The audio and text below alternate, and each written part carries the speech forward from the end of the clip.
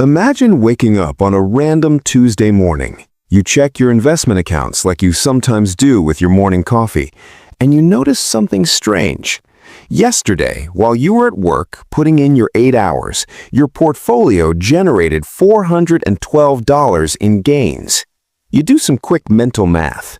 After taxes, your take-home pay for that same day of work was about $320. Your money made more yesterday than you did. And then it hits you. This isn't a fluke. This is happening more and more frequently. Your investment returns are starting to consistently outpace your salary. You could, theoretically, not show up to work tomorrow and you'd still be making money. Not enough to live on yet, but the lines are crossing. Your money is starting to work harder than you do. This moment has a name.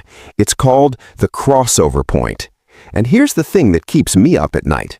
Most people will work for 40 years and never even know this moment exists, let alone experience it. They'll trade their time for money until they're 65, then hope Social Security and whatever they've managed to save is enough to scrape by. But there's another path, a mathematical inevitability that once you understand it, changes how you see every dollar you earn and every dollar you spend. My name is Bobby, and I spend way too much time thinking about the invisible milestones that mark the transition from economic slavery to true sovereignty.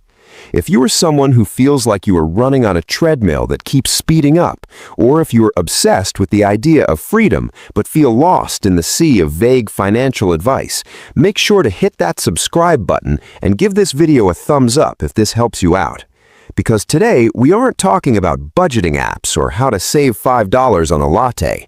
We're talking about the specific date on the calendar, a date that you can calculate right now, where you officially win the game of capitalism. Here's the thing about the crossover point that makes it so powerful. It's not a philosophy or a mindset hack or some vague notion of financial freedom. It's a specific, calculable, mathematically inevitable point that you will reach if you do certain things consistently over time. The concept comes from a book called Your Money or Your Life by Vicki Robin and Joe Dominguez, first published in 1992, and it's one of the most important ideas in personal finance that almost nobody talks about. Let me explain exactly what it means. You have two financial lines in your life that are constantly moving. The first line is your expenses, what it costs you to live each month. Rent or mortgage, food, transportation, insurance, entertainment, everything. For the average American household, this number is somewhere around $5,000 to $6,000 per month, though it varies wildly based on location and lifestyle. The second line is your investment income, what your money generates for you passively through dividends, interest, and capital appreciation. For most people starting out, this line is basically flat at zero. Maybe you've got a few thousand in a savings account earning 3%, generating $10 a month. That's not moving the needle. But here's what most people don't realize. As you invest consistently over time, that second line starts to curve upward, slowly at first, almost imperceptibly. But compound interest is an exponential function, which means the growth accelerates.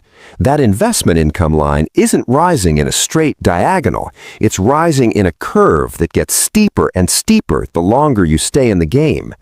The crossover point is the exact moment when your investment income line crosses above your expense line, when the passive income from your portfolio exceeds what you need to live, when work becomes optional because your money is generating enough to cover your life whether you show up to a job or not. Let me put some real numbers on this because the math is where it gets really interesting. Let's say your monthly expenses are $4,000, which is $48,000 per year. At a 4% safe withdrawal rate, which is the standard rule of thumb for how much you can sustainably pull from a portfolio indefinitely, you would need $1.2 million invested to generate that $48,000 annually. That's your crossover point number, $1.2 million. Now, I know what you're thinking.